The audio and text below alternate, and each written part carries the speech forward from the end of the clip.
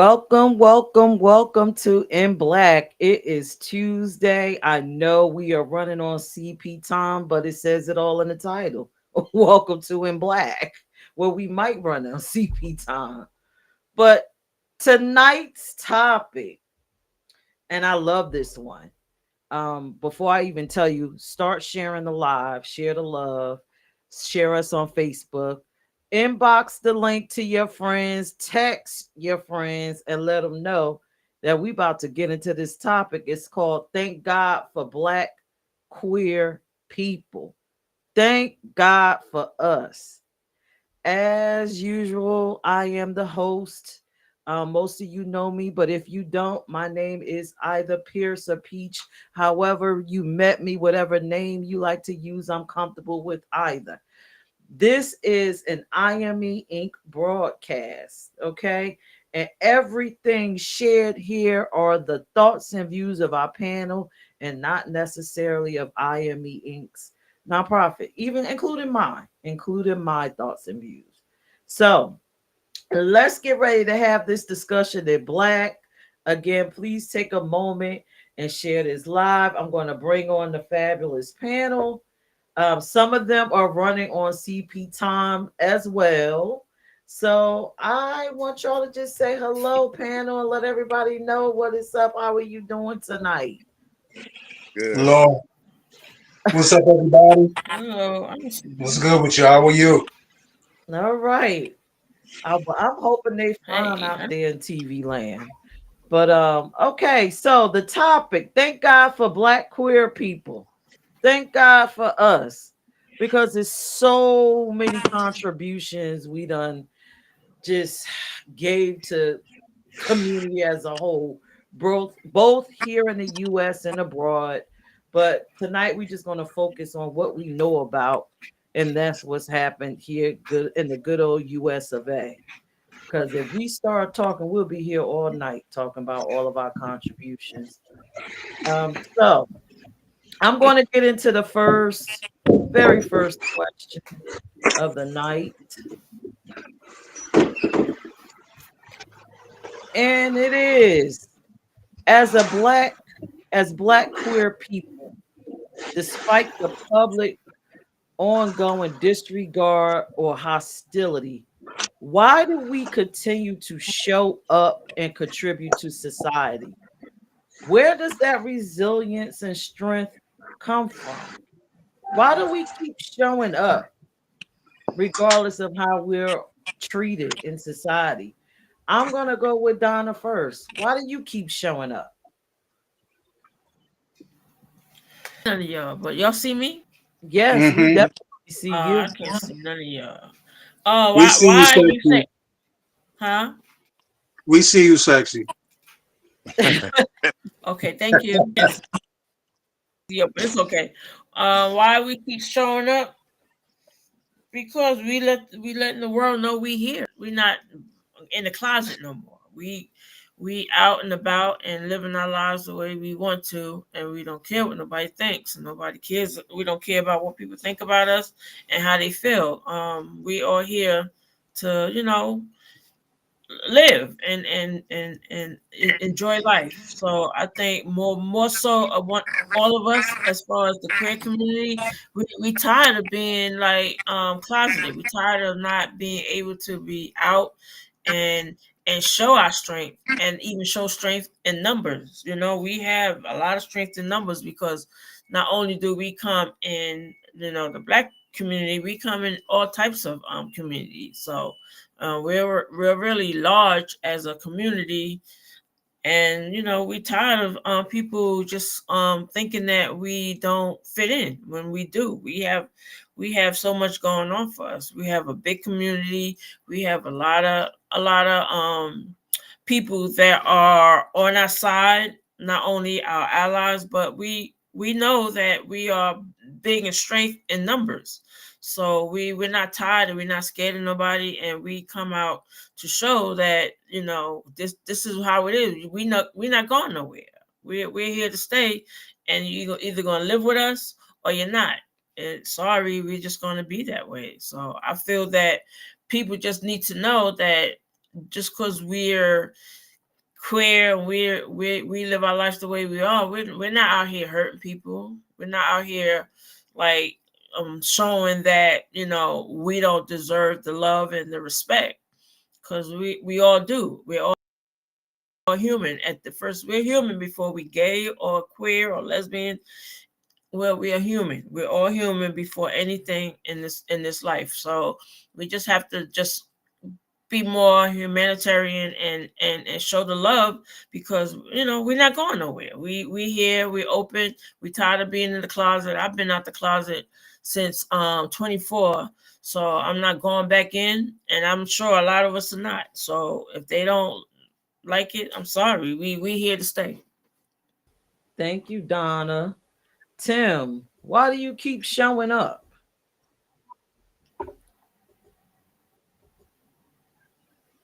If we didn't, God wouldn't have made us if we weren't supposed to be here. So just like anybody else, I'm not going to stop living. I'm not going to stop wanting. I'm not going to stop achieving. I'm not going to stop dreaming just because of somebody else's ignorance. My life is what I make it, and that's why I continue to show up. Thank you, Tim. All right, Stan. First of all, where else we gonna go? So I mean, but and then we show up not because we're trying to show up for somebody. We're showing up for ourselves. And sometimes when we have these things that's going on and these challenges, that's just part of life. That's life. So these challenges are going to take place. One of the things I think we show up because we're not going to let people try to define who we are, and we show up because we're not doing it for anybody to validate us. We do it because that's our existence, and that's why we show up all the time. Wow. Thank you, Stan. I absolutely agree with everything everyone said on this panel. And when I looked at the question, when I wrote it, it was even thought provoking for me. And I'm like, well, all that I go through just personally with the recent thing with my Facebook being taken away, me always being reported, me always creating content, um, me always putting myself out there, whether it just be my voice, my finances, my ideas, and just try to show love for the community. And when I ask myself, why do I keep showing up despite the negative treatment? And I just, only thing I could come up with is just the love. Love makes me show up regardless of how I'm treated. Regardless. My love, um, my love for the community, just in general. Me wanting us to love ourselves, uh, wanting to build connections and family amongst us. And I think that's why I continue to show up in the capacity that I show up in.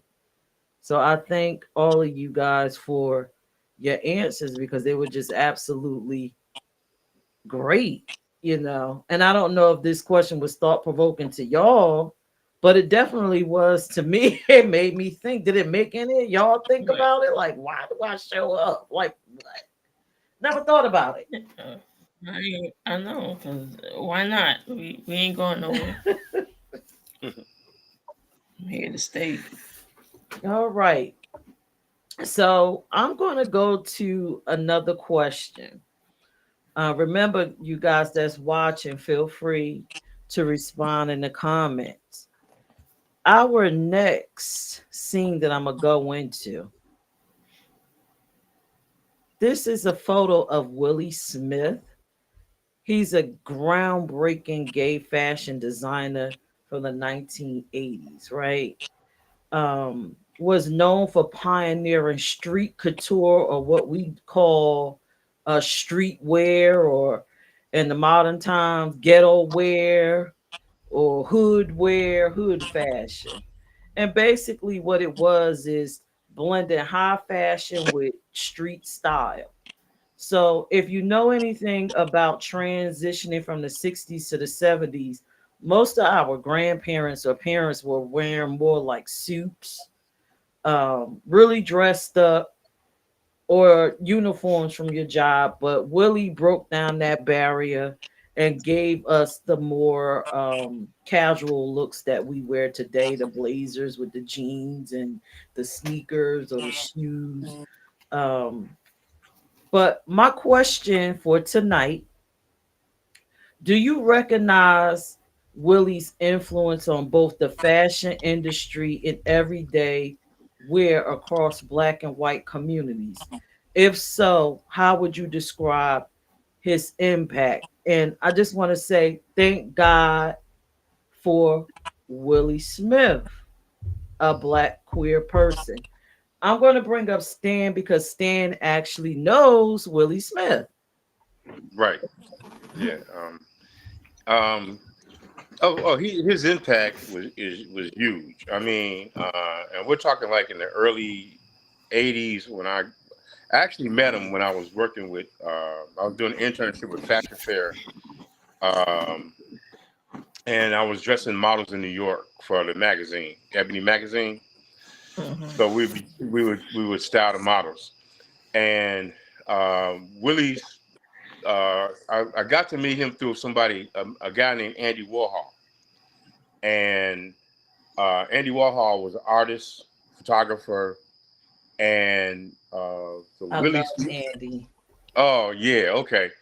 So, and I was 19 years old, and um, what struck me with Willie was that he created the baggy pants, the broad, padded shoulders, you know, and his impact was very big. There was another guy named Jeffrey Banks. He was 16 years old, a black designer. He's actually the guy that created the Calvin Klein jean, a black designer. And then with Willie's influence, you had Carl Kanai and Fubu. So yeah, his impact was huge. I was very impressed with Willie. I was one of the first ones to wear his clothes, and I liked the exaggerated shoulders, the pads, and the baggy pants, and all that stuff. And he had his sister Tukey Smith as well, and she tried to carry it on, but she wasn't able to. But um, and plus his clothing line also gave an old vintage look to clothing.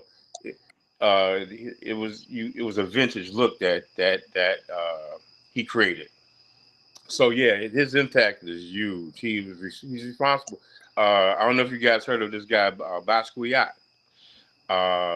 He's the guy that Jay-Z tries to create his hair like he was, and he was an artist as well back then. But yeah, those were the New York days, and it was very influential. And even like Carl Kanai, if you all don't know who he is, you need to check out Carl Kanai.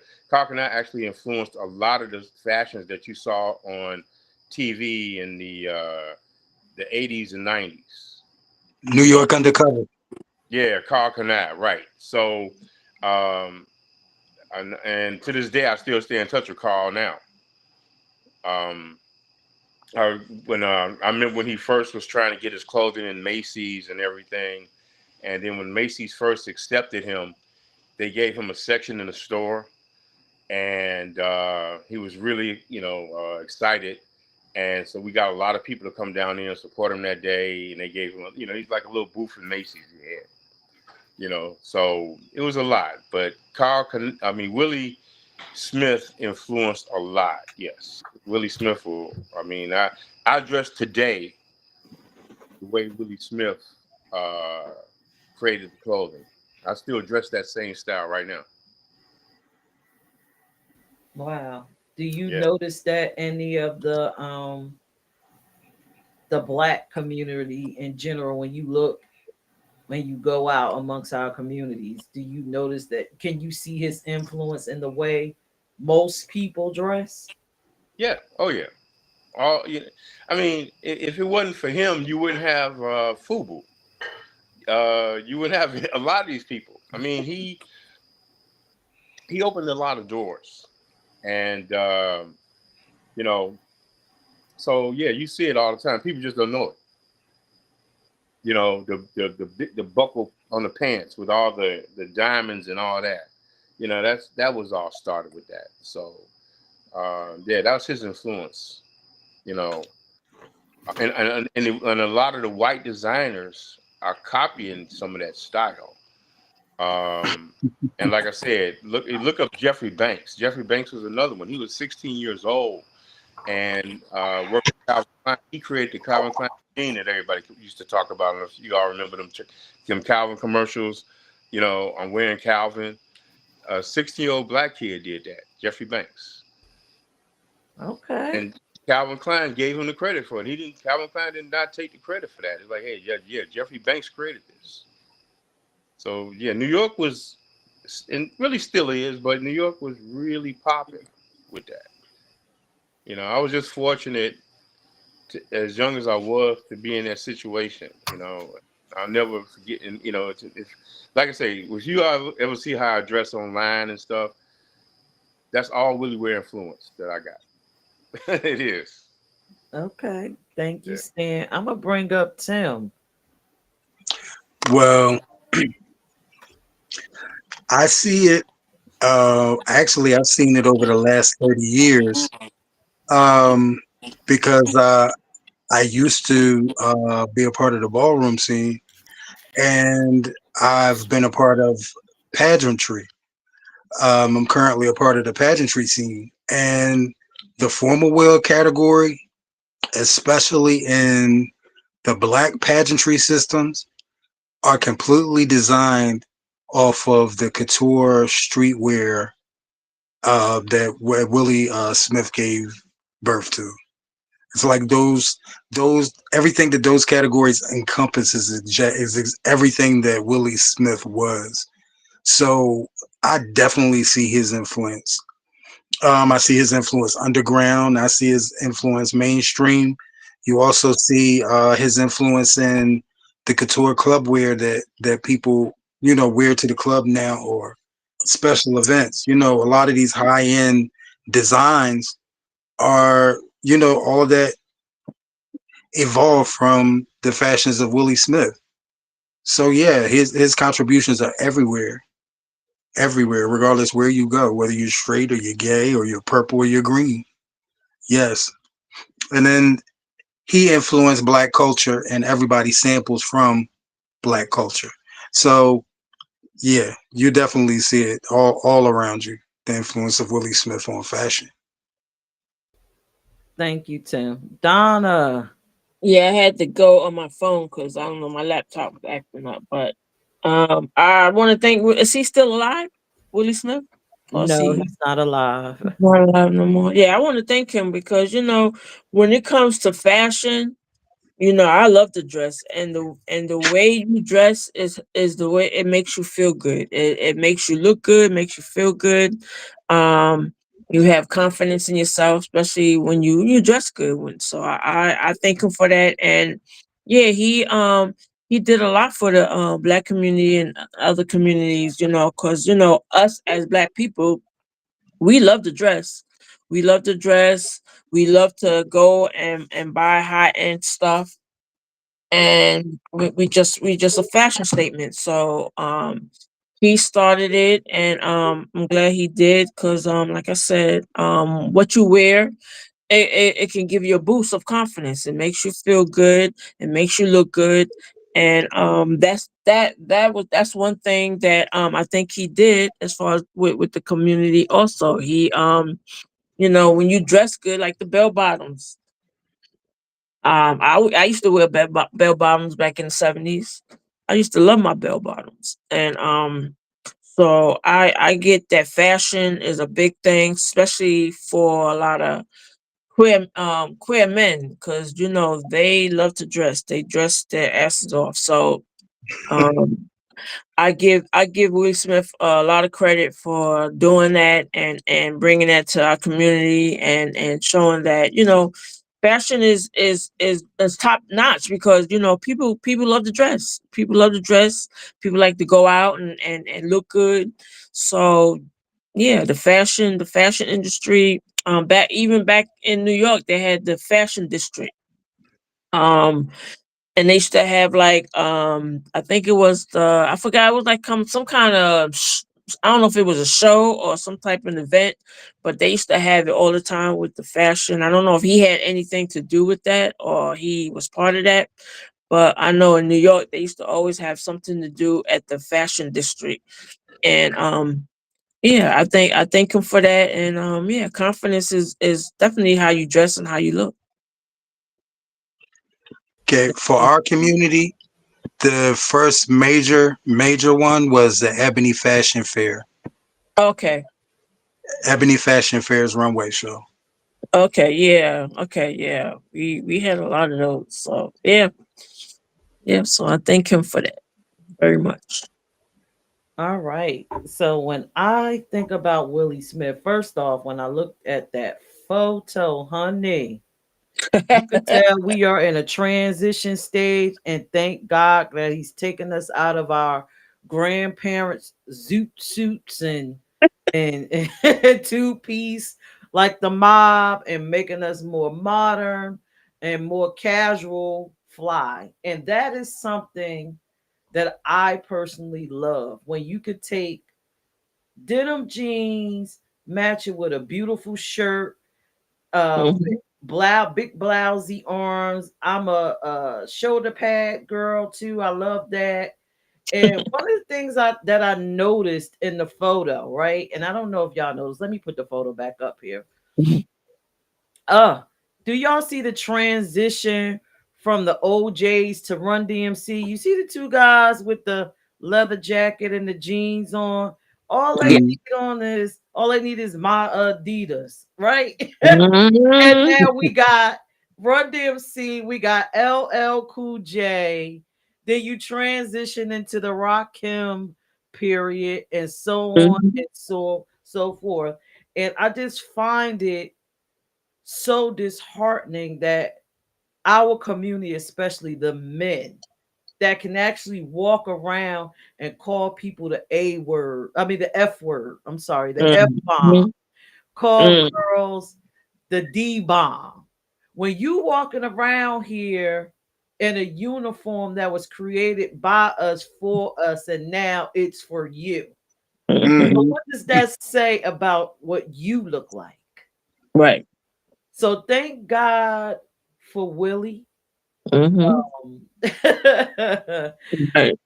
to you homophobes, your dress style, when you get up in the morning, you put that t-shirt, you put them jeans on, you put them sneakers on. Remember, Mhm, Willie did that. You right. owe that to Willie. So think about us. I hope you think about us every time you get dressed. I hope you rethink using that F bomb, because at this point you're speaking about yourself, not just us. So thank God for Willie. I see that Smack has popped on. Smack, would you like to answer the question, or you want to get on to the next one? Okay. So that was Willie Smith. If you're watching and you don't know who he is, I say take the time to educate yourself. Go online, look him up, and learn. The topic for tonight is thank God for Black queer people. In this celebration, we're going to talk about some phenomenal people in history and share our thoughts. So let's go on to the next screen. All right. So I know y'all recognize this man right here. I Mhm, know everybody watching know who this is. So mhm, my next question for tonight: contributions in civil rights. Bayard Rustin was one of Dr. King's closest advisors and a gay black man. What do you think the movement would have looked like without his leadership and organizing? I'm going to start out with Smack.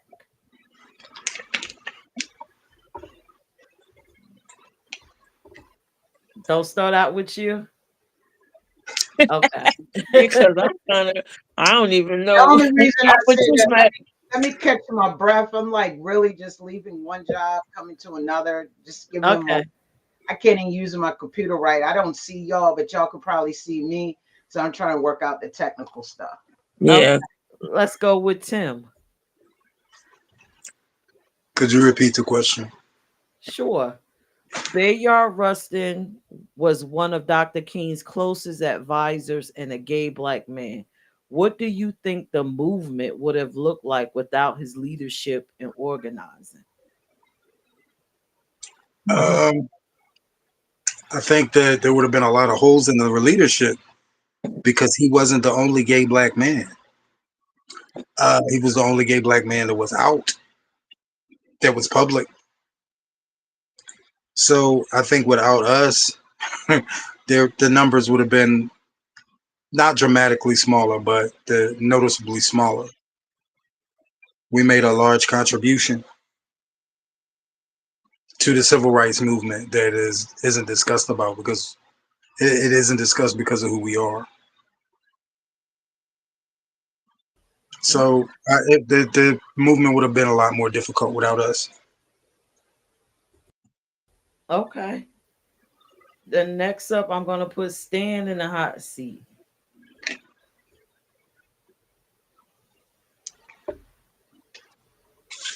It would have definitely been a lot different. And then understand that at that time, um, they could not openly. Um, Ruskin couldn't really be totally out there with what was going on, but he was a conscious person in Dr. King's ear. Because at that time you had to understand too, even though we had the civil rights going on, but then we had the thing with the church and people accepting the like the whole gay agenda.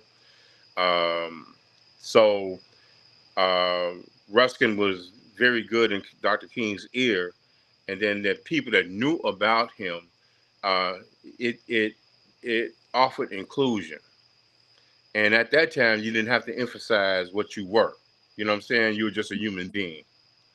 So we didn't have to sit back and put these labels on ourselves. I'm gay, I'm this, I'm that. Well, it was just a human rights, human being issue. You know, so yeah, if it wasn't for him, and he was conscious in Dr. King's ear as well, because like I said, King came up a certain way in the Baptist church, and you look at things a certain way, and so we wasn't talking about a gay issue, we're talking human rights issues. And so that was he played a big role in that. And I'm gonna give a plug to something that every year we have the Ruskin Breakfast here in Atlanta, and it's a great event. And you all, if you ever get a chance, come to Atlanta for it. Come down for it. They celebrate Ruskin every year. It's a huge breakfast. All the celebrities come out for it, and it just keeps him. It just keeps a reminder of who he was. So yeah, that's. And I Oh, knew more about him because of that. But when I attended the Ruskin Breakfast about 5 years ago, and just the contributions he made to this. So yeah, it's he, you know, um, but yeah, and then there's something else too. You all ever heard of? We'll go into that one other day. But a reverend down here named E. Dewey Smith, and and that's something else we could talk about. But it was Ruskin that actually changed E. Dewey Smith's mind, because E. Dewey Smith is a Baptist preacher here in Atlanta that was very homophobic, and now he's making a lot of news because of his views have changed. So if you get a chance, check out E. Dewey Smith too. But Ruskin laid some things on E. Dewey Smith, just his memory, that changed a homophobic Baptist preacher, E. Dewey Smith, into a guy that said, hey, we got to open this dialogue up. We've been preaching the wrong thing for a long time. So, but anyway. Thank you, Stan. Donna. Yeah, it's first time I'm hearing about him, and I knew nothing about that. I didn't even know he was his wingman, Dr. King's wingman. I didn't even know that. As far as like back in the day, it was being gay was not even like it was kind of hush hush, wasn't it? Yeah. Like it wasn't really like something to be said or even try to like push anything. I'm thinking back with Dr. Martin Luther King is more equality for human rights, and I didn't know if it was anything had to do with like gay rights. I don't think it had anything to do with that. But if it was more so turn the tables and it was like that where he was what's his name, the Yard. Rusty. yeah, him. Yeah, if it was more to that fact of, but I really don't know nothing about him, so I can't really speak much. But what I'm saying, if he did help out our community at that time with when he was Luther Martin's right hand man, I hopefully he did right by us, but I don't know much about him. This first time I'm hearing about it. I gotta do my research on that. Thank you, Donna. And you know what? I'm happy that you said what you said and being fully transparent, because it's probably people that's watching this show now and will watch later that are just like you that don't know, and it's okay to learn. Hmm. Yes. I just learned about E. Dewey Smith, so I'm thank you, Stan, because I love to learn. Oh yeah. Yes. So, Smack, are you ready? Can y'all hear me? And can y'all see me? Yes. All Yes. right, I can see y'all now. I'm on the right browser. Bayard Rustin, I didn't know much about him till about 7 years ago. Is it me? Because I hear a clicking. Do I need Yeah, I to hear get it too. Oh, okay, I hear a clicking. Okay, so I feel the question was, what do you think the movement would have looked like without his leadership and organizing?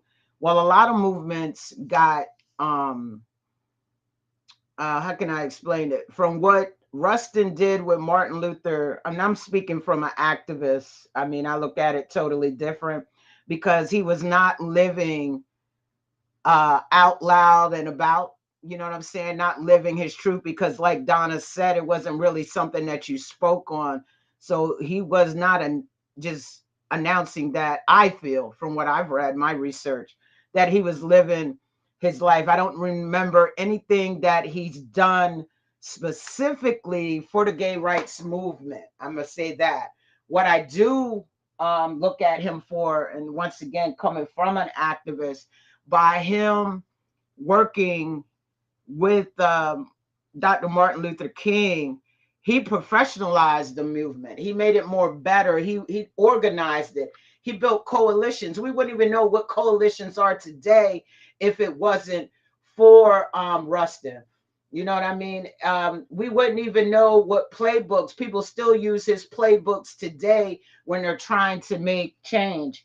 He is the one who mapped the timelines. I mean, one of the things that I think about is back in 1963, I wasn't even born yet, was the March on Washington, the infrastructure, the transportation, everything that he did, the media strategy, everything that he did to lead up to that, to get all of those people were walking, some all the way from North Carolina to Washington, D.C., to be a part of this March on Washington.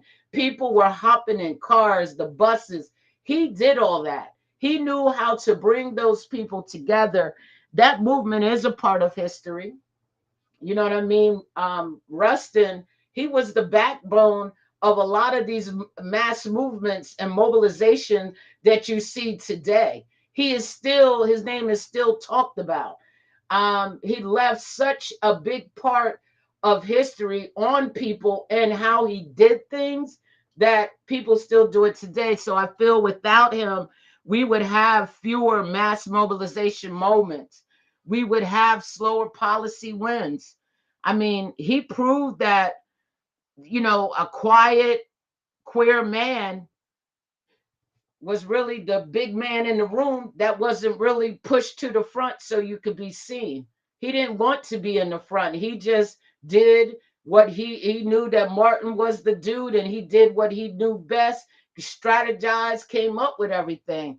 And people are still using that today. We would never know what mass mobilization moments are if it was not for Rustin. Rustin probably helped encourage a lot of the gay rights movements, the things that we're still fighting for today. He marked how we actually activate and how we go about bringing change. It was him. Don't get me started, because once I started doing research for him, it like hyped me up, because I didn't know this man did all this. I heard the name before, but I really didn't know until I went and did my own research on him. And he did a lot. You hear about him a lot, even in my favorite organizer, which is Ella J. Baker. Thank you, Smack. All right, so I guess it's my turn to answer on what do you think the movement would have looked like without his leadership and organizing. I am a big history buff, and from my studies, I personally believe that the March on Washington would not have happened. From my studies, this man, he sacrificed his mission, his he shared his mission and sacrificed him being in the leadership role because of his sexuality. He knew that in the time that he lived in, no one would follow a gay black male. So what he did was he decided to impart everything, like Smack said, the organizing, his idea, the speeches, and he allowed Dr. King to be on the forefront of a movement that he couldn't be in front of. During that time, it was a lot of sacrifice. So I applaud him. And just like we said about Willie, um, our community, especially, we don't appreciate some of our heroes because of their orientation. Um, in the case of Bayard, you black people, you black homophobic people, you owe us. You owe us. You should be thanking us. That's once again, we keep showing up. We keep planning, we keep organizing, we keep strategizing for change, and we show up for y'all regardless. And that's what Bayard represents for me. Um, I do not believe that there would have been a march on Washington. I'm sure they would have came up with other movements, but it wouldn't have been as eloquent as that one. So we need to thank God for Bayard. Thank God that he put himself on the back burner so someone else could shine to get the movement across. Thank God for that. It also reminds me of another gay black male that financed the movement. See, Dr. King was just a representative. So Bayard did all the writing and organizing of the speeches and these marches. But Norris B. Herndon, which was another gay man, financed these things. He helped pay for the transportation for people to get to Washington. He paid for the spaces for these people to sleep. We forget during those times, black people didn't have money like that. But when you see it on TV, you just, we don't think that far. Oh, look at all those black people marching out there. They all just must have carpooled. It took money, and we didn't have that. But we did have a secret weapon called Norris B. Herndon. But we don't hear about him because he's LGBTQ. And one thing about this man is he sacrificed his whole entire life. He never had a partner. He hid in secrecy because of his orientation. And he's funded not only the civil rights movements, but black colleges, any kind of black fund. So that's what I think about when I think about men such as Bayard, such as Norris. We keep showing up and we keep sacrificing for the greater good, just for them to call us F bombs and the D bombs, the women and stuff. So I see we got Dre and Zay. Did y'all want to answer about the Bayard Rustin? The Bayard Rustin question? Jay said he's going to pass, but I think that you kind of hit the nail on the head completely when you said like what would it have looked like without his leadership. You know, King was a voice. He was a powerful voice, but we got to remember that the first march was not successful. Uh, this march, with the March on Washington, was the second march. And so we have to remember that although King had a voice, he didn't have the pull that he thought he would. And when they came back around with it, King understood the assignment, but he still didn't have the following that everyone thinks he had at that time. And so if it wasn't for Bayard, we as a community, as African Americans, we would have never been on the level we are on today. And I think that's why I get so angry with when we allow anyone to come into a leadership position and try to take us backwards, because we fought for this. And it bothers me that our own people don't recognize the people who had to actually work behind the scenes. Because for every front leader has a great team behind the scenes. I don't care if it's Dr. King or Juanita Bynum. They have a great team behind the scenes.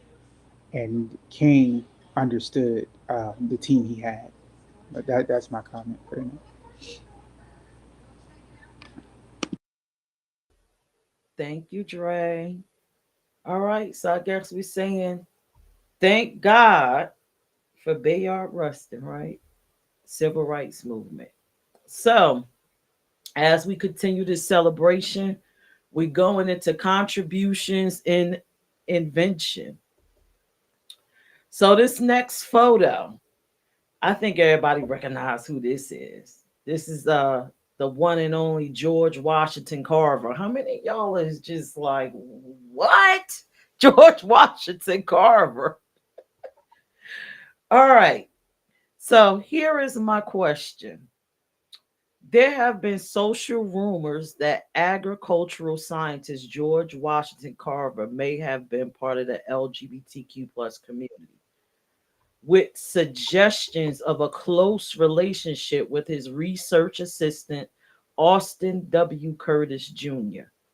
If this were true, why might it have been necessary for him to keep his sexuality hidden? Do you think that if society had openly recognized LGBTQ plus individuals as contributors to science, it would have changed how LGBTQ people are perceived? I know that's a mouthful. That's why the question is right there. So I'm going to go with Stan. Stan seemed to be on point. Stan the man. I don't think that he kept it closeted, because at the time, um, it wasn't the thing to do. If you follow what I'm saying, um, is you did what you did. You were who you were, and so it was never nothing talked about. We didn't start getting to the revolutionary, coming out the closet, and we're gonna come out and all that Because so back then it wasn't relevant. It wasn't necessary for him to acknowledge it. It was really pointless. So, um, and the thing is, by him not, I mean, it was just something you didn't acknowledge. I mean, it's just something that you didn't have to bring out. Um, because then, if that was the case, then we wouldn't be focusing on all the accomplishments he made. We'd be focusing on his gender, and so by not making that an issue, we focused on his accomplishments more than anything. You know, so it wasn't anything relevant to bring up. You know, so yeah. Okay. Thank you, Stan. Tim, I'm gonna put you in the hot seat.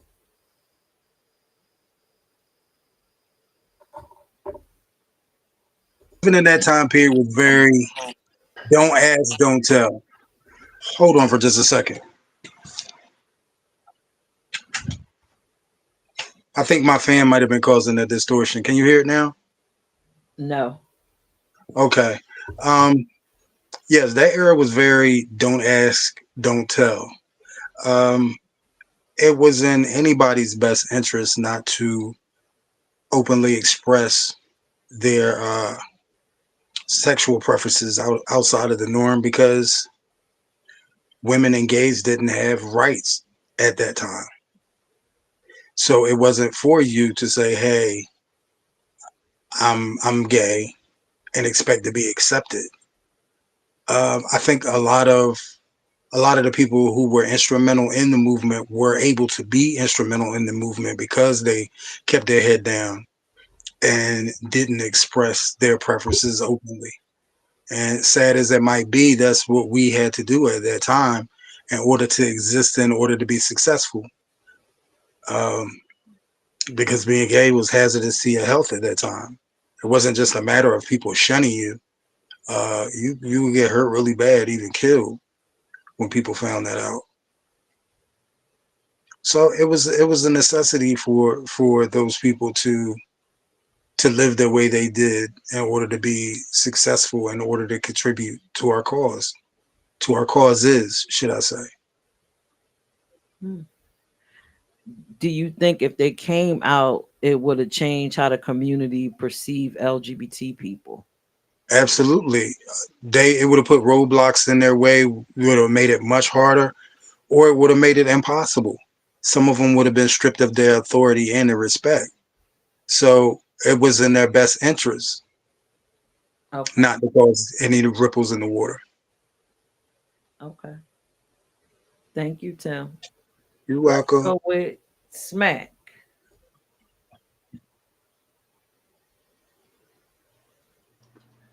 All right.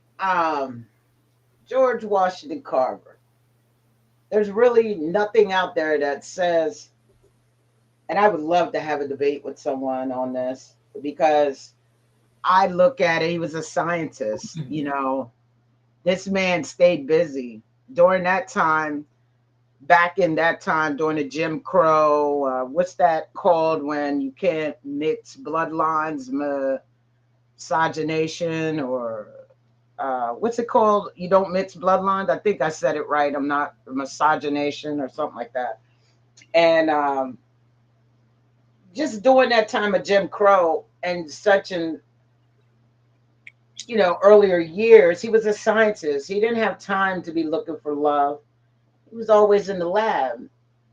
But because he never married, they want to say he was queer because he left his assistant some things like his estate and all that. He never had children. He left everything to his assistant who assisted him with the inventions. But to be honest, if he were to live, if he were queer and he were to live openly, I don't think he would have got lots of times scientists get funding for different things.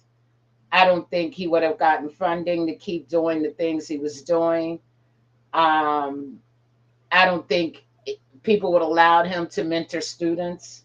I mean, you look at his history, he did a lot. Um, Back then, I feel Black scientists were things that you heard all the time. You didn't hear about that a lot, I feel. And I feel like if he were openly queer, we still wouldn't know who he was. Just being honest. I don't know. That's just how I feel. I just think things would, um, if he, what was the question again? I may have got off the question. Would science change? Is that what you were saying? If he were to be openly queer back then? I asked, you answered the first half about why he would have kept it hidden. And the second question was, do you think if he was openly LGBTQ plus, would that have changed the perception the community had about us? Yeah, I think so. Yeah. It would, I think it would have, to be honest. Like,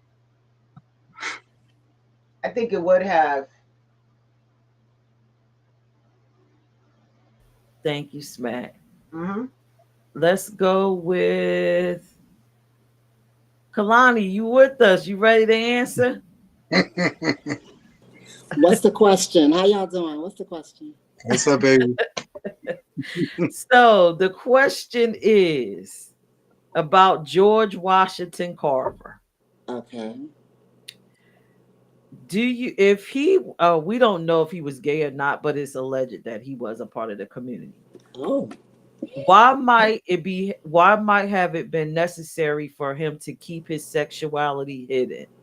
Do you think if society knew, it would have changed how the community perceived LGBTQ plus people?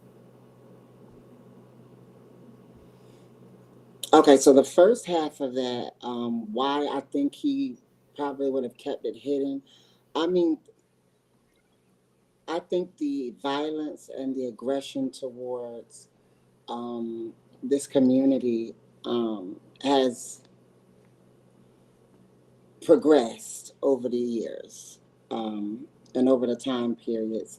Um, Bad things still happen, but to the degree back then people were killed, they were taken out and like murdered right in front of people just for the color of their skin. So no matter, if you're gay, straight, whatever, especially if you're going against what their religion is saying, he could have been killed. So I think that was one of the reasons why he could have kept it hidden, but we don't know. We don't know if he was dealing with, things within himself or whatever. So we don't know. We can only speculate.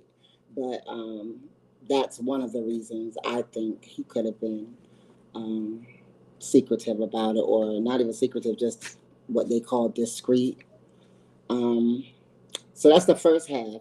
The second half, do I think it would have changed people's perception and how they view LGBTQ? I don't know. And I say that because people have a tendency to go against what causes them to confront what's in them, because we don't like to deal with our emotions and our feelings. So I don't know if it would have changed. It probably would have broadened people's understanding. Maybe their tolerance may have gotten better. But to say that it would change how they view, I don't think so, because religion had already started dealing with people's belief systems. So I don't know. That's my answer. Thank you, Kalani. You're All right, welcome. Dre, you are up next. um, ooh, why might have been necessary? I think during that time we got to remember this was the late 1800s, early 1900s. Um, this was the ain't nobody business but my own season of life. Ain't nobody business if I do. Y'all know how the old song go. And I do feel that during that time, it was more of like what was said. It was more as don't ask, don't tell. But it's also, I think, more of ain't nobody business if you whatever you do, mind we mind our business around these parts. What goes on in our home stays in our home type thing. Um, would he LGBTQ have been more received, um, or more looked at differently? I think that answer for me would be no. And I think the reason it would be no is because they were already, we have to look at this was the period of lynching. I think this would have made his success would not have even been founded, because I feel like if he had came out openly and then called himself, trying to invent something, they would have found him in the peanut gin, chopped up. They definitely would not have received him to be the great scientist and inventor that he was. I mean, he only died with $60,000 in his pocket, that went to Tuskegee at that time. So these are the things that we got to look at. If he would have came out as gay, them boys would have had him in the backwoods somewhere, strung in like 7 different places. Is it? Everybody pretty much took all the answers. But yeah, it was pretty much don't ask, don't tell kind of thing. So he kept everything to himself because he probably was afraid of what would happen to him if he was to expose that he was on that team. But I don't think it would change the science or whatever. All right. Thank you, Joy and Zay. Donna, did I get you?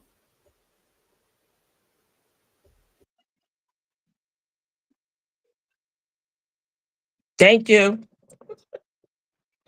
I'm like, unmute me. Okay. I'm still learning about this, but as far as Washington, George Washington Carver, there was no definite that he was, but he did have a life partner named Austin Curtis Jr. I heard he did have, but he never was married. But it wasn't what I'm just saying. This is what I researched. There's no definite signs that he was, but he did have intimate relationship with men.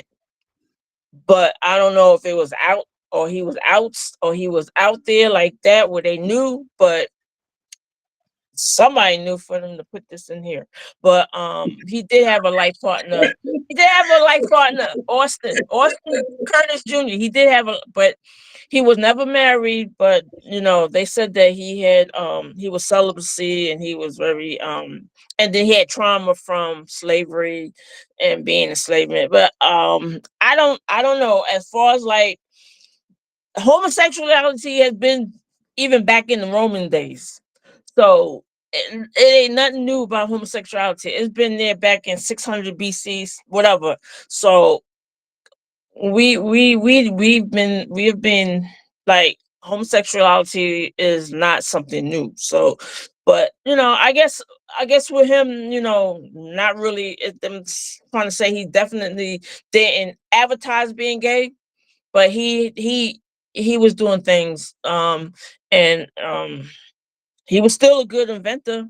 I mean, he invented a lot of stuff. He was very and he's one of us, so he was very smart, very so whatever he did in behind closed doors, that was his business, and that's all I gotta say. But I don't know much about him, but I know he had a life partner. Thank you, Donna. Oh no, I'm trying to learn. I'm learning all of this stuff. I don't know. I'm looking at this picture and they look very happy together. But anyway, Thank you. Yeah. There you go. uh, There you go. I didn't even have to say nothing. Picture tell you everything. This is worth 1,000 words, right?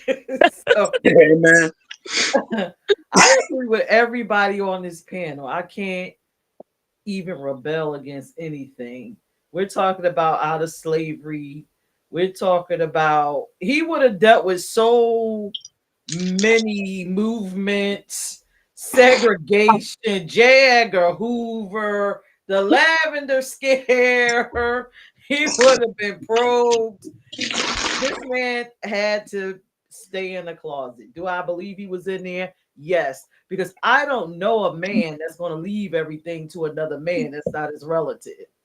Right. He had the option to donate that money to a school or something, but he left it to his lover. So I'm not even going to play a game and say I don't think I believe this man was LGBTQ plus. And I still thank God for him, even if he did what he needed to do. And he pumped out he was very innovative. He pumped out some great inventions. Now, would him coming out would have made a difference? Hell no. People were still trying to deal with the idea of him being black. Everything else after that, they wouldn't even heard. He could have said, I'm a gay man. We don't care. It could have been a whole white gay community. We don't care. Let's lynch this. You know what? And Everything just would have been black. Nothing else mattered. Your last name, who was your slave owner, grandfather, none of that would have mattered. So that is, my answer. But thank God for George Washington Carver. Were any of y'all shocked? you, Yes. I wasn't shocked.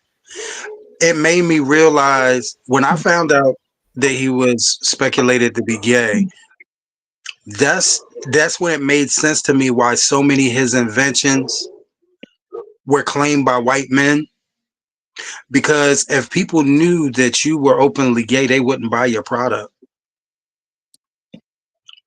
And that might be why so many of the patents on his inventions were originally claimed by white men. They had to get down to the fact and put it out there that Carver invented a majority of the things that he invented because his inventions were initially passed off by white men. And that might be an explanation as to why so many of his inventions were initially passed off by white men because of his preference. Nobody would have bought it in that time period.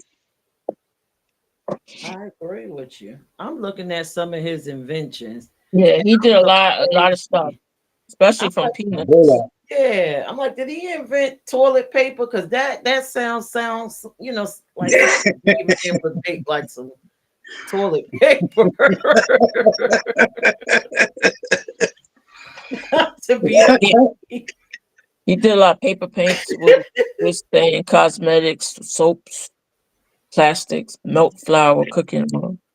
peanut punch, y'all. A lot of oils, hand lotion. Yep, 300 products from peanuts. A lot of oils. I'm quite sure.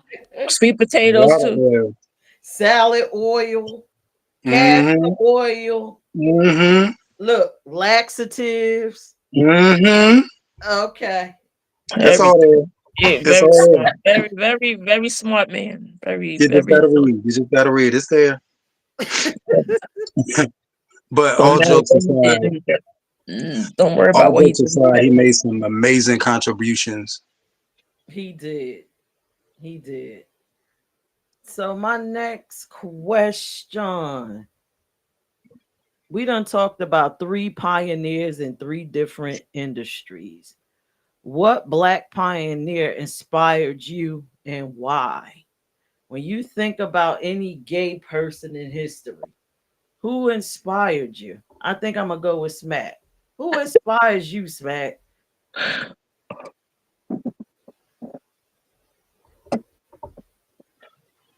Audrey Lorde.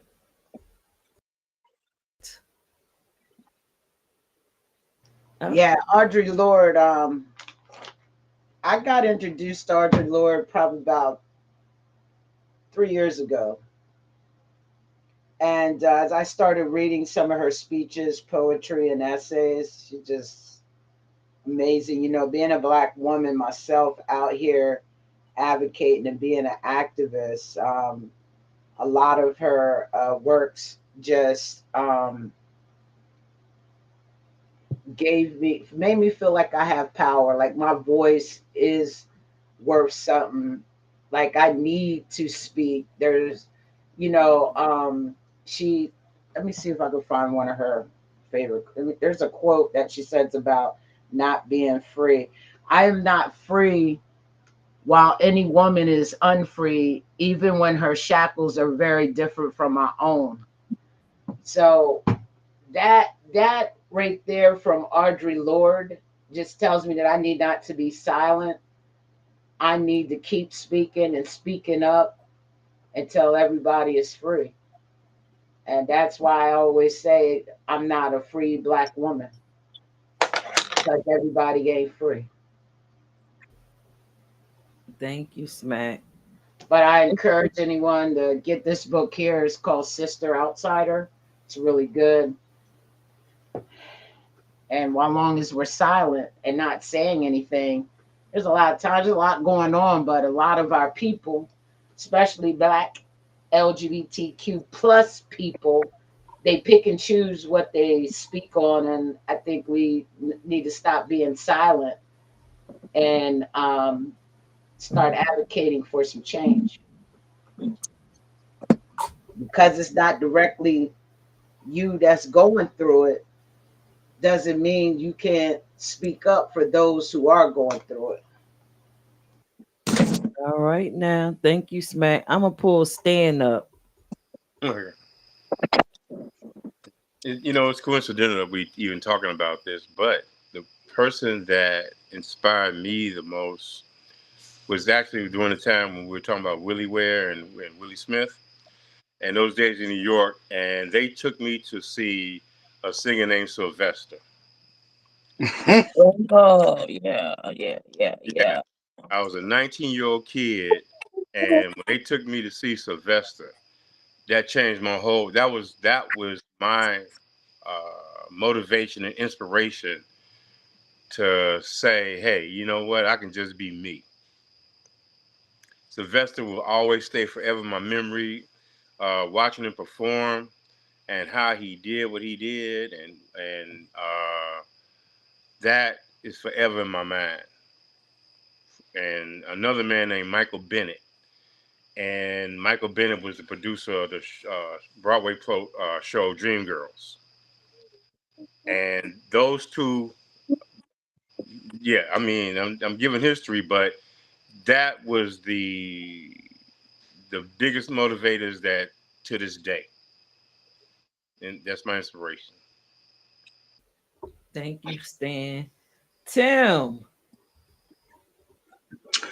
My biggest inspiration, and I think I mentioned it in past episodes, is hands down Langston Hughes.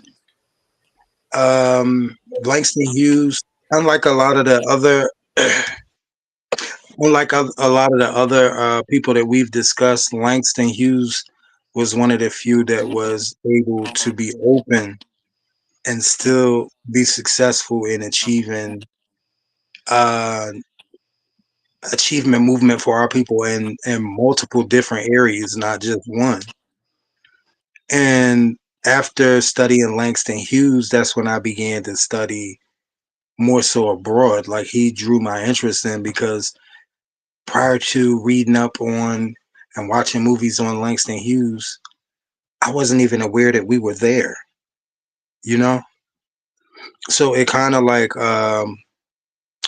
put my foot in the door to the thirst for our history because growing up in heterosexual environments, nobody teaches us or even lets us know that we even have a history. So hands down, mine was Langston Hughes.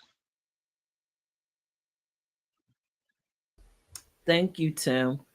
I'm gonna go with Kalani. In history period, Yes. um, I could go with so many of my sisters, aunties, mothers, but I'm gonna go with Frances Thompson. A lot of people don't really know about her, but she was a slave and she was trans. Her slave owners let her, transition, um, physically or whatever, and she went through a lot. But she was the first black trans woman to stand before the U.S. Congress and testify concerning the Memphis riots. So it was interesting when I started my journey. I wanted to see how far back we were in history, because every time they talk about trans, they talk about the other people. So I had to go see where we were in history. So she's an inspiration, because she transitioned during a difficult time. Like I know the times have been hard for some of us, but she transitioned during a time where she could have just been killed on the spot and nobody would have done nothing like they're doing now. But it was a different time. So I really commend her for that. So yeah, she's my inspiration. Thank you, Kalani. All right. So let's go with Donna. Let's see who you got, Donna. Well, we always brought this person up. We even brought this person up for our Me Fest, like our annual Me Fest. Marsha P. Johnson. Nobody can never ever forget about the Stonewall movement. She was down for social justice, as she was down for, she was civil rights activist and civil rights movement. So I commend her for doing what she did, standing up for the community, and nobody can never forget about the Stonewall movement.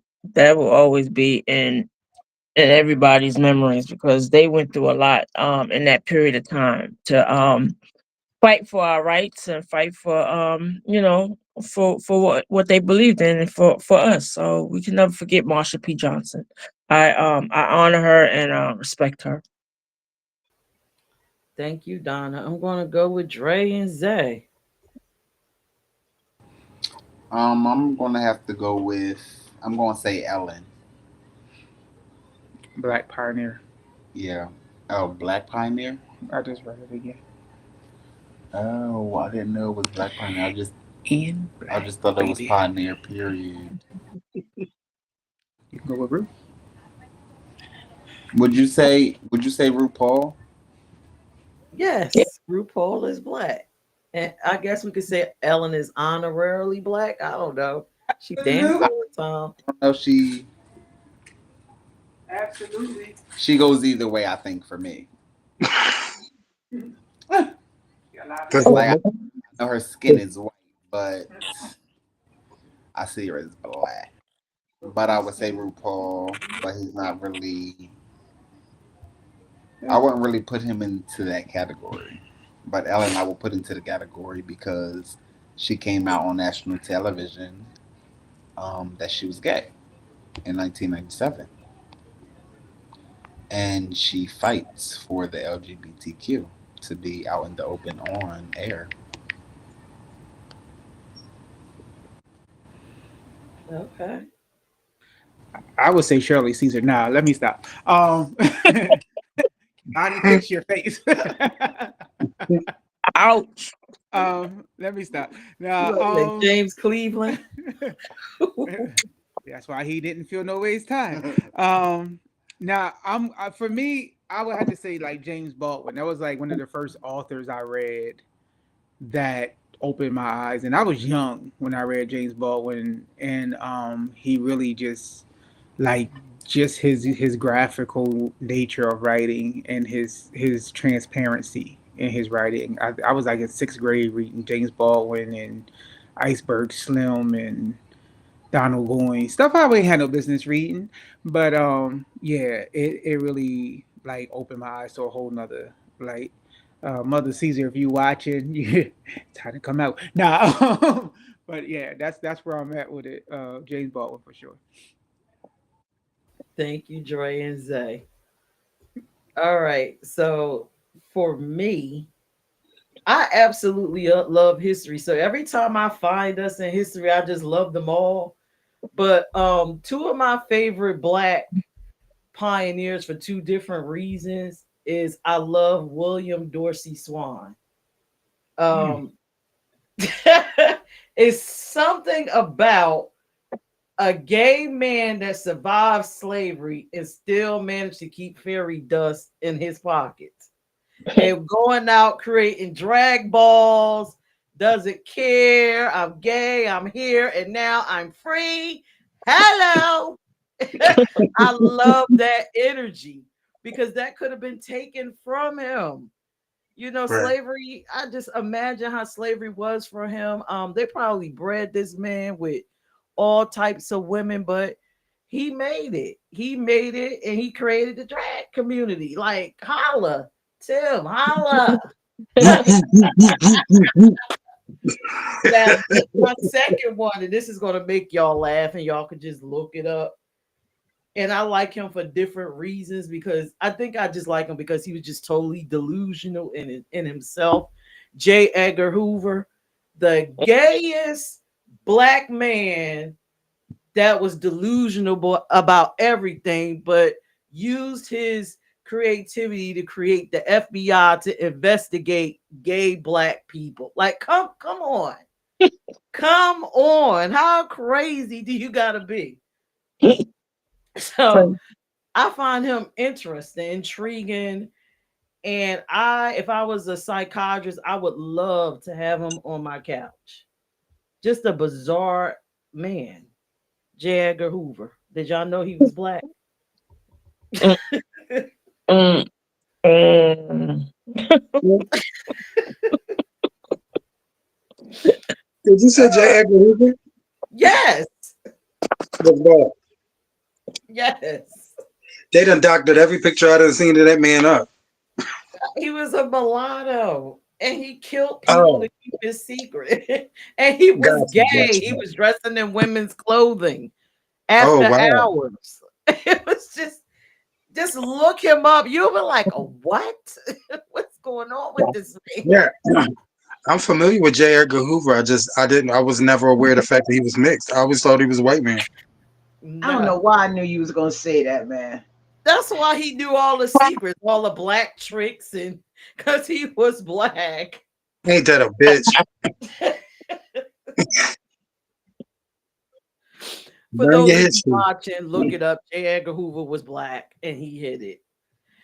And gay and a cross dresser. So, Right. my next question as we go along and celebrate queer blackness, no matter how weird it can get. Now, this one is like a deep dive question. Is it easier for black people to thank God for what black LGBT people created than to thank God for our existence? And why? I'm gonna go with Stan because I know he got something thought provoking to say. I'm gonna pass on that one for real. Okay. All right, let's see. Dre and Zay. For black people to thank God for what they create and to thank God for existence. Hmm. Who? I can't say that it's easier. I can't say that it's harder. I'm just gonna say it all depends on how strong your faith is because we thank God for a lot of things, but when you go into the churches and it comes to the LGBTQ community, they always have something negative to say. And then they always be like, oh, well, God said, or God wouldn't want, or, when it comes to your dying days, when you get to the pearly gates of heaven, per se, he's not going to accept you because of the life that you chose. So I don't know. Me personally, myself, I'm just going to say it doesn't matter whether you're gay, straight, or whatever. I just think that you should thank God, period. Um, I ain't gonna preach tonight. Uh, I do believe that black people will thank God for creation by a black person that happens to be gay before they thank God that a black gay person exists. Because let's just be real, that's how we were brought up. And so Awesome. the biggest issue to me with the gay community or the black community is, we pick and choose too easily. And so we're very, we would definitely say, God, thank you for the peanuts. But before we say, God, thank you for George Washington Carver, who happened to be black and gay, but thank you for Hoover, because it's just us. It's the way we were brought up in church, and we don't believe in reading. That's why they say if you ever want to, confuse a black person, give them a book. Because we don't believe in reading for ourselves. We go by what grandmama said and great grandmama said, and nobody questioned why they called Daddy Gray Sweet. So these are just the things that just pop into my head randomly. So yeah. Thank you, Dre. Smack you in the hot seat.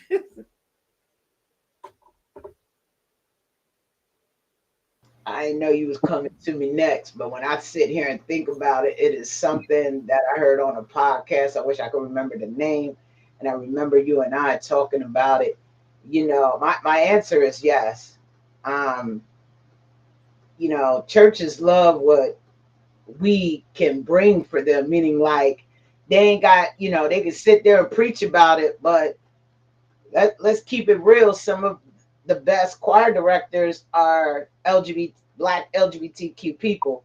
So it's like I'm not saying all churches are like this. They love the choir director, right? Because he can just, he's theatrical, he's getting down, here you go, and boom, you know what I'm saying? We're doing everything that you know, keeps that music going, got them on the piano, they hitting them notes, you feel what I'm saying?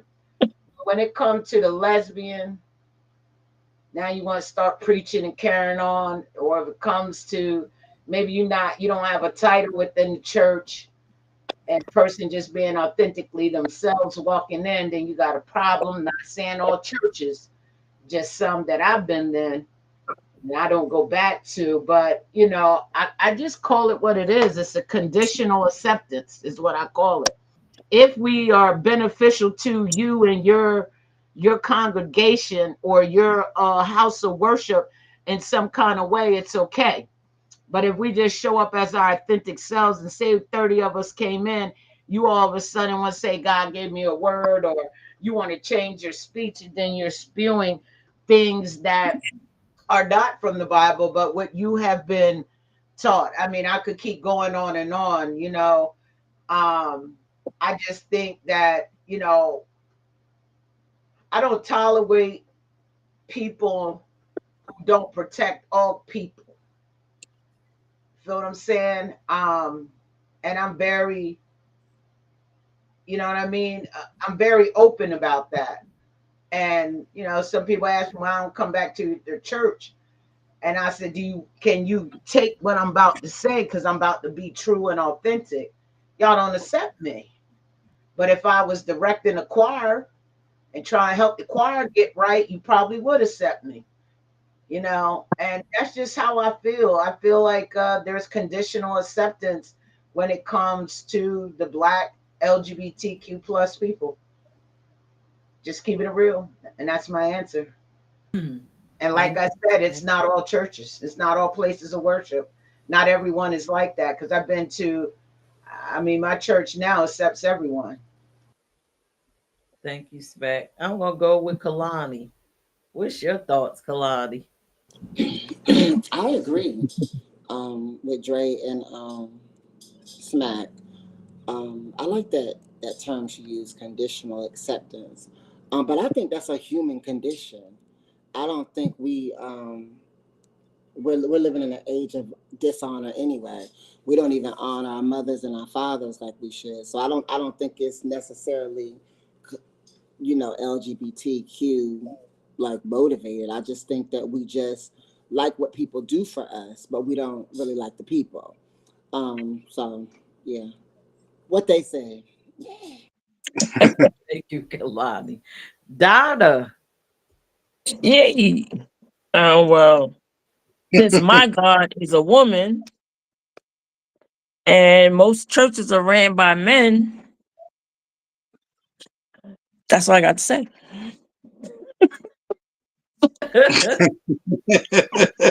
All I got to say. No.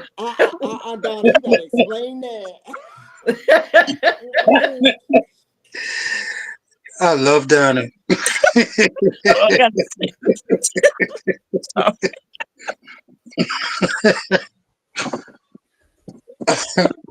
That's it. Did we get Tim? Right, Tim, did you go? Steaming. No, could you repeat the question for me?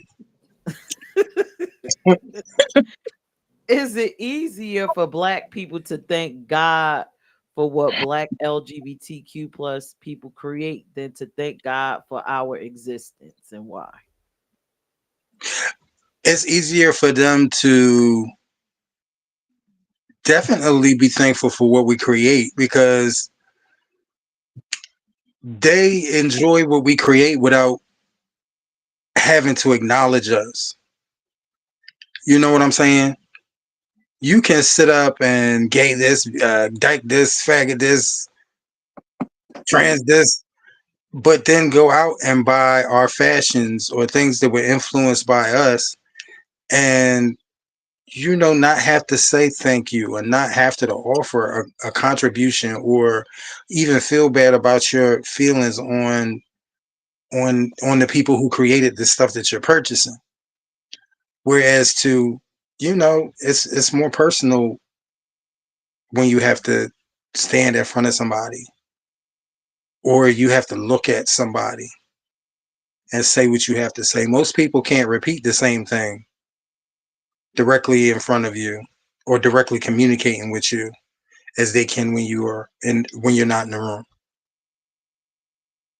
So yeah, I think it's definitely easier for them to throw accolades toward the things that we produce as opposed to us or us as a community or our cause, period. People will buy your stuff and not like you. People will buy your stuff and not like you. Just like those clothes that they wear and those robes that those pastors and ministers wear. They don't even know who created that culture. They need to don't let me start. I'm sorry. You're right. You're right though. When you're right, you're right. That beautiful lapel that comes down to add flavor to that all black or that all white or that Amen. Right. Now, Smack, I'm with you when you're right. I might have to agree with Tim. Anything not to acknowledge us. Thank God for the air, the rain. Thank God for them jeans. Thank God for that house music. Thank God for drag. Thank God for RuPaul. But thank God for the red bottom shoes too. Because thank God for civil rights. Thank God for food. As soon as we drop it off, they right there to pick it up. They right there to pick it up. It don't even get cold. They right there to pick it up. Thank God for fashion. Thank God for almost everything out here. But we don't thank God for you because you an abomination. That's it. But let me get them good jeans you made though, because they all right. Yeah. Let me get that good blazer, that good couture outfit, because that's all right. Give But me back you, your liberation. Give me back your civil rights. You don't mm, want what about us? Give us back what we gave. And let's see what everything. you do then. As Cat Williams would say, everything, everything. Give us back everything. That would be All the gift right. that keeps on giving. So this is going to be our last question for the night because we can't go into these, and I kind of thought about it. So I'll just take one of the questions, and then we're going to end the night, and we're going to talk amongst each other and talk about what we learned.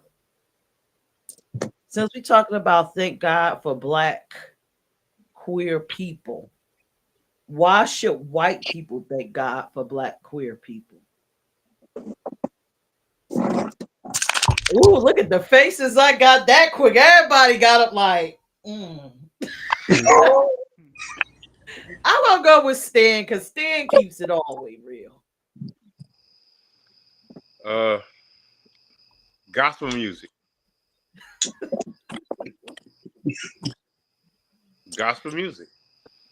Thomas White, Dorsey, uh, a gay man that created gospel music.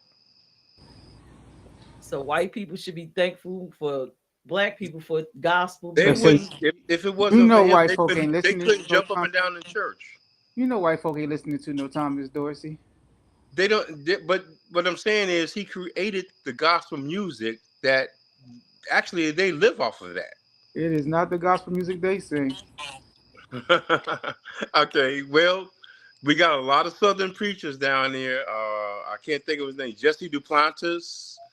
That's one. They definitely live off of that. Ernest Angie was one. So, um, and that's just strictly my opinion. But he created the Thomas Dorsey created gospel music, and the white evangelists lived off that. You talk about him. They don't do our modern gospel. They like our old Negro spirituals. Well, yeah, but I'm saying if he did not create that, but like I said, that's my opinion on it. But we cannot uh, not give Thomas Dorsey credit for a lot of what goes on, even from Billy Graham and all those people back then. So Hmm. things evolve over time, but and it's not a debate. I'm just saying is we cannot uh, forget Thomas Dorsey, and like I said, because everything that Black people have done, from jazz to everything, it was started by Blacks, And they took it. and they all of it. They So took it. let's just live. Yeah. So that's that. So what? So what Stan is basically saying is just like they stole everything else for. It's how we. What Stan is saying is how we worship that they stole. It wasn't. It was in their churches. There were no people running around. There were no people passing out. You know what I'm See, saying? and the That thing was is, when our you had culture. those, when you had those preachers back then, you know, them white people wasn't getting the Holy Ghost till they brought black stuff in there. Nothing. Then they seen our churches, and then miraculously things started to move in their churches similar to ours. That's what You Stan know, is saying. so it's just yeah. I mean, it's the healing and the person in the wheelchair and you hit them in the head and they stand up jumping around. That it's what it is.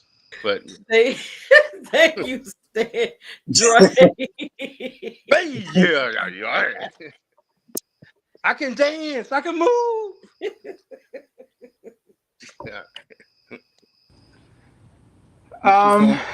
Okay. Say it The again. question didn't change.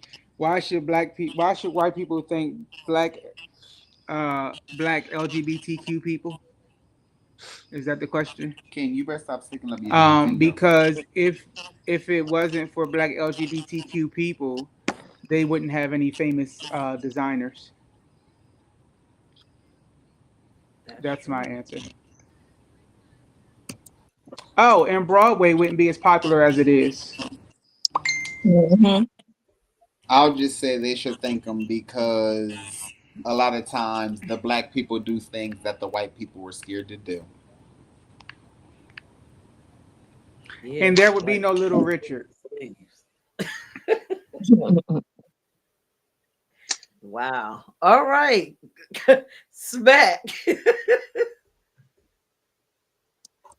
I mean, I'm just going over like what we talked about thus far tonight. I mean, let's keep it real. You know, um, they would, the question was, why should white people thank God for us? Because of democracy. You want your democracy that you have now, the culture and the freedoms that a lot of people have now. They're broader and braver because of us. Like, come on, look at Bayard Rustin, man.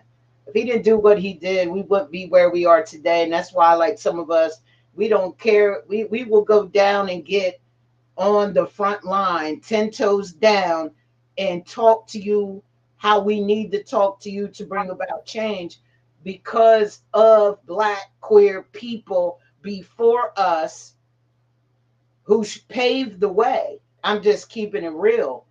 You know, we've expanded, like the First Amendment practice through protests. You know what I mean? Like, I feel like I can go anywhere and protest. Okay. That's just how I feel. And I really feel like, we reshape music, dance, fashion. You talked about all this tonight with the different people. Education, how a person learns. And all of that benefits everyone. You know, we weren't just trying to keep it for our community, it was for everybody. And people need to put some respect on that shit. Excuse me, Lord. Put some respect on that. Because that's just how I feel. Gratitude is not charity, it's accuracy. All right, Tim. What? What I do? Okay. Why you laughing at me? I'm just gonna put it like this, and then I'm gonna give you an example. Um, the white community has never stopped living off of black labor, and I'll give you a prime example.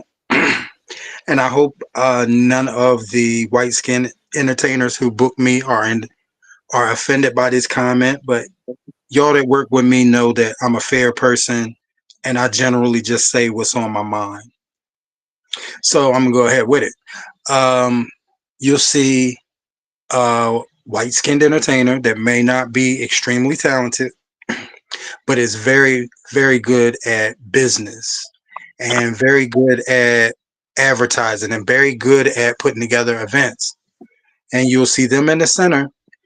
But when you look at who the entertainers are on the show, they're they're black or they're minorities. And we bring an element and a flavor to their shows that would not be there. So we're booked, we're paid, but they get a use out of us.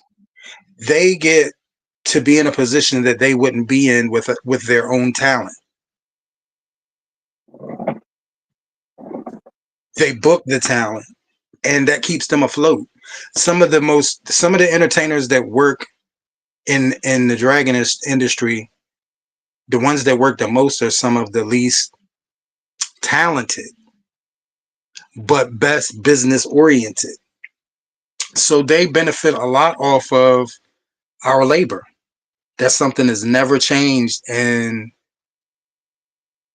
to me, the drag community, even in 2025, still feels like the 1960s and the 1950s when we were just transitioning into segregation, because people don't speak on it, but the drag community is very, very, very racially segregated, and quite a few people benefit off of our talent and off of our abilities such as sewing and dancing. And they wouldn't have those benefits if they weren't hiring us. They wouldn't have that success if they weren't hiring us. And they're hiring some of us for pennies. And they're making thousands of dollars a night and paying us $50, $75. So yeah, they should be definitely be thankful.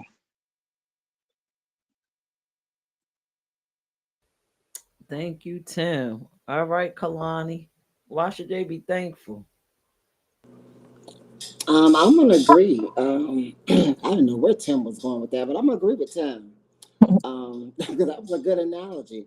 I think that whether we created it or not, we always bring an element to enhance it and make it better.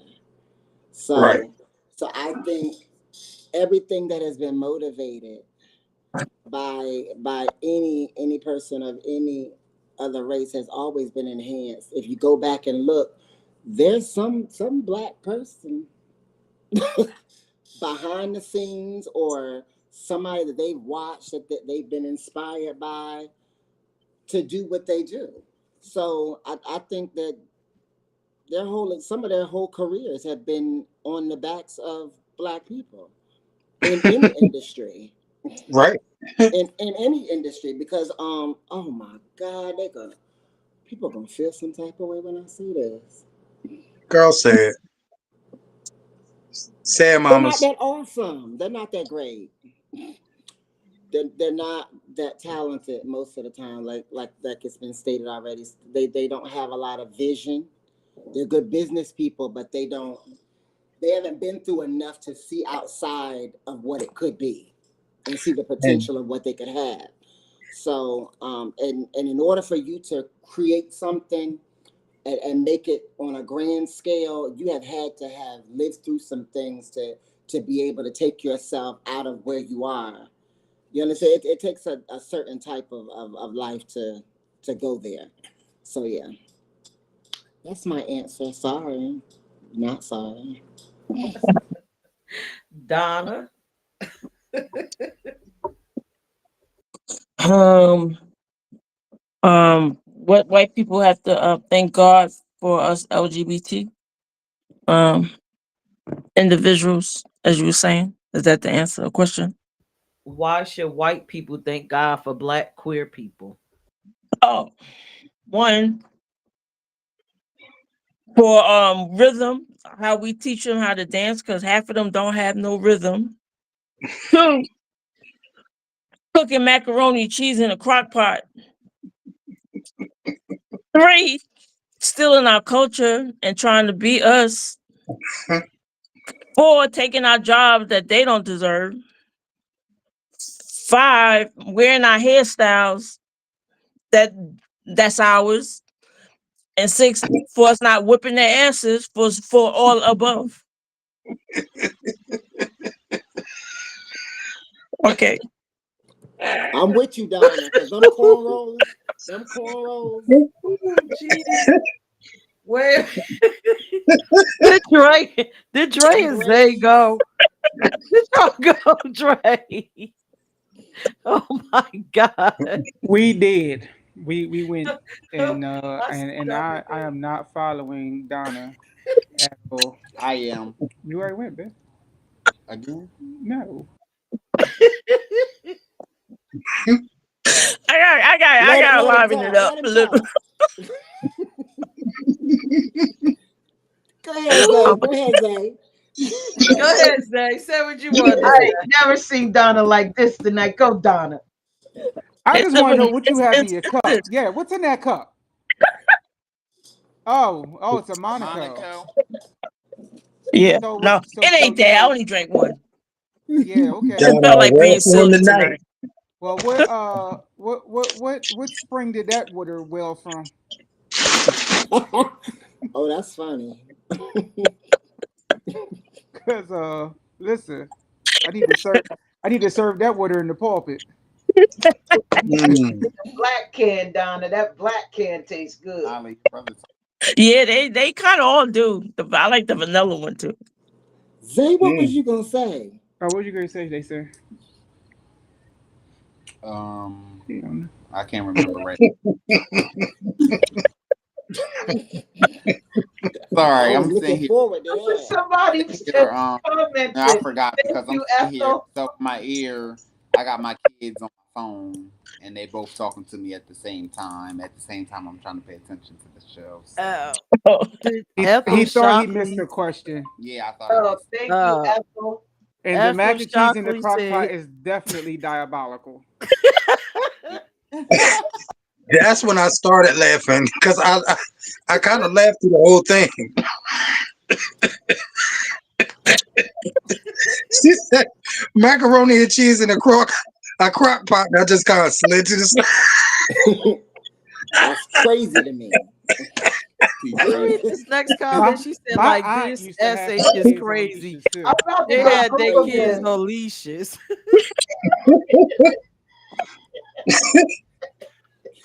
Kids on leashes.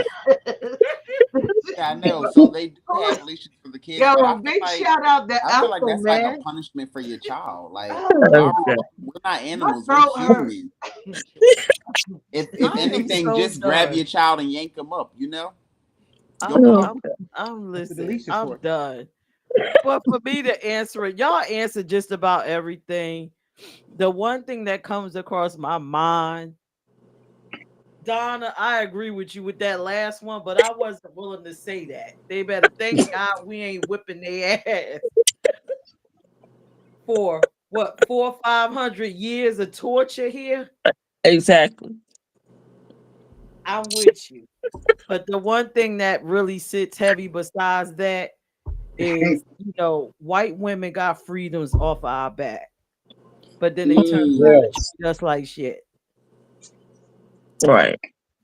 So, but that is but a they big, but big they challenge. but they still wouldn't have got their freedoms if it wasn't for us. That's right. Well, if it wasn't for y'all, should I say? Well, for us, but For definitely us, y'all. for all, and listen, the gay women fighting for the vote, uh, fighting for rights to be able to have a bank account, some type of freedom, and then the whole civil rights movement, them able to get jobs and stuff. So they Hmm. benefit from Right. everything that we Right. do.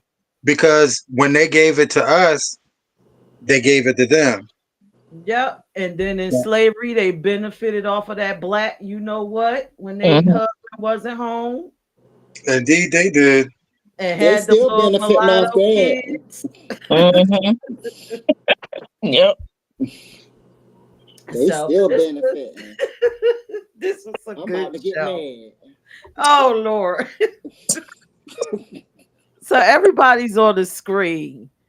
And as usual, we end our show. I tell you, this Ethel is going in. Pull her up there. I want to see what she's saying. She I said got they have leashes and unseasoned seafood boils. Homegirl right there, y'all. That's my homegirl. That's my baby. CC. Are we? We gonna get. I'm Thank done. you, That's Ethel. funny. We shit. We gonna have. I do got a question. That's crazy. Do we have questions for each other or anything you want to say what you learned? Go ahead, Smack. Yeah, I Unseasoned got a season. question for Tim, because that's where it started. You had spoke about how some of the Caucasian I would say promoters, because that's what I call them in my world, who put these shows on, they making thousands of dollars, but only offering you 50 people of color or black people. Why don't y'all form together and come together as one? Because I'll be damn, in this day and time, I ain't never been booked for $50. That's who I am. And I can And see that y'all put your costumes alone, the makeup, what you put into it. I just couldn't do that shit. I couldn't do that. You And need I to that's feel do like that. Vonda. y'all need to come together and form not even a union, but form some type of coalition and be like, yo, this is what we want. If you know they making thousands, yo, it's 250. Here's the thing, Vonda. Not going nowhere for 50 damn dollars. I'm Let, sorry. let, let me explain it to you. As the ones in our age group fought for them to pay us more, The generations behind us came in and started working for $25. Nah, ain't no way. Can I I'm say So something? basically, so basically, not what they saying did, that I'm not saying that it didn't happen. I'm no, just saying it ain't no way. I'm no, I'm telling you what happened when we stood up for ourselves to get higher pay.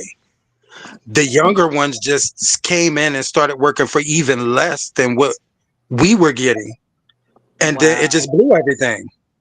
I It would just blew sew them. everything. You should sew them outfits up with breakaway thread. When they get to moving their hips, their outfits fall apart on them. That's why you don't see me working in certain cities. That's why they like you right in that city. Why are you not working there? Because the money doesn't equate to what you have to put into it. And I have a love for the industry, but this shit is expensive.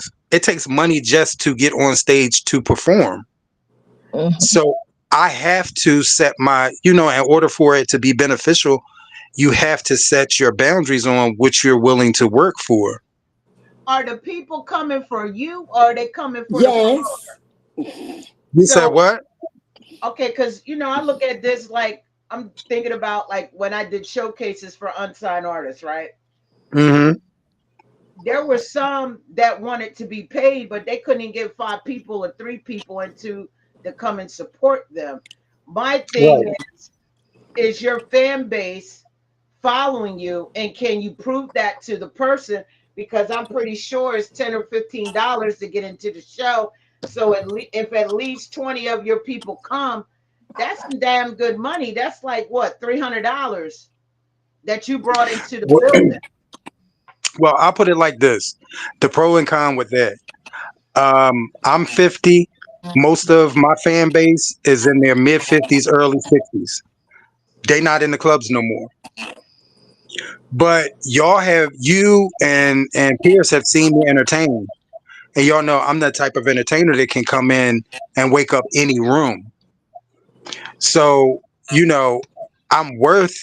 I'm worth. I know what I'm worth, and I don't. I mean, some people are like, "Oh, you're stingy," or "Oh, you're selfish," or "You're greedy." No, I'm not. I'm not. It's like if I continue to work for $25, knowing it costs me at least 40 to prepare to get on stage, then I'm either there exclusively for the love of entertaining, or I'm an idiot as far as as business is concerned. And I can't be a fucking idiot. I'm sorry. My pockets will not. My pockets will slap me the fuck up. My bills would slap me the fuck up. Like, no, no, you know. So, anybody else got any other questions for each other on the panel or anything you learned tonight that you didn't know? Mm. I do my research on Rustin, right? That's his name. Bayard Rustin. Yeah, I'm gonna do my research on him. Okay. I'm about to Google this macaroni and cheese in the crock pot. I ain't never I've never heard of that before. I don't Donna, know what that is.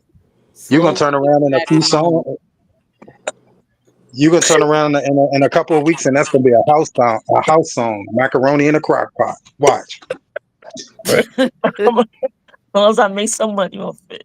I'll tell you one thing, Stan, I've learned a lot from you tonight about all these different activists. And I know white people have learned so much from us, practically everything.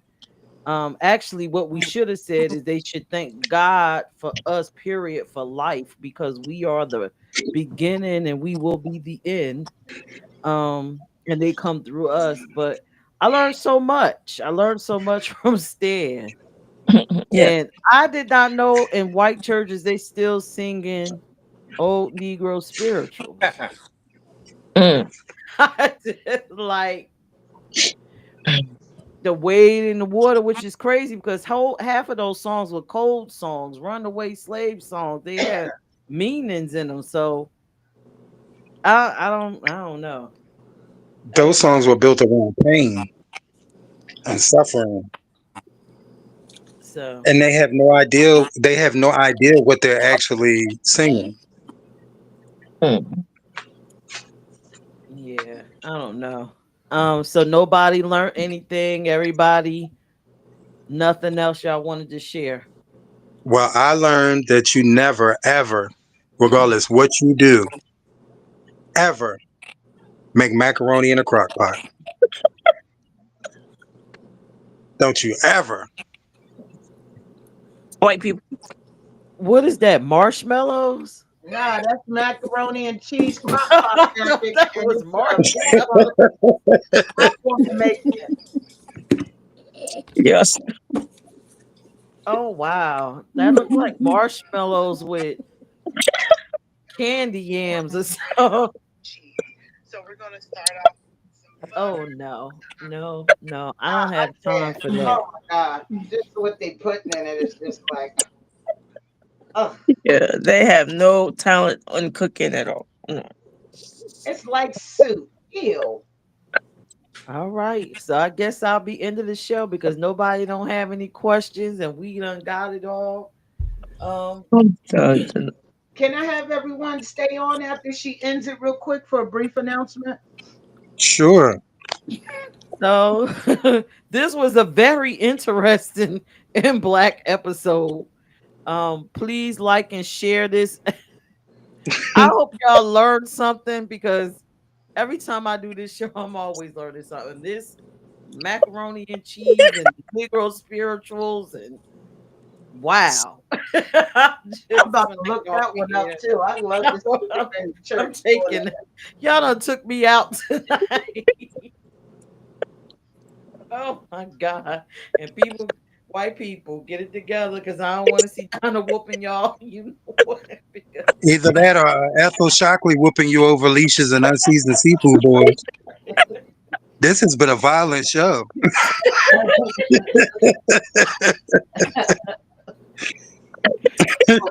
God. But real though. For real. So I'm just going to end this by saying, thank God for Black queer people. Yes. Keep surviving. Keep Amen. being innovative. Keep saving everyone because they actually need us after me listening to everything on this show. I Right? hope y'all join us next Tuesday at 8 p.m. God only knows what we're going to say on this show, right? So, That's the good part. with that being I'll said, behave next week.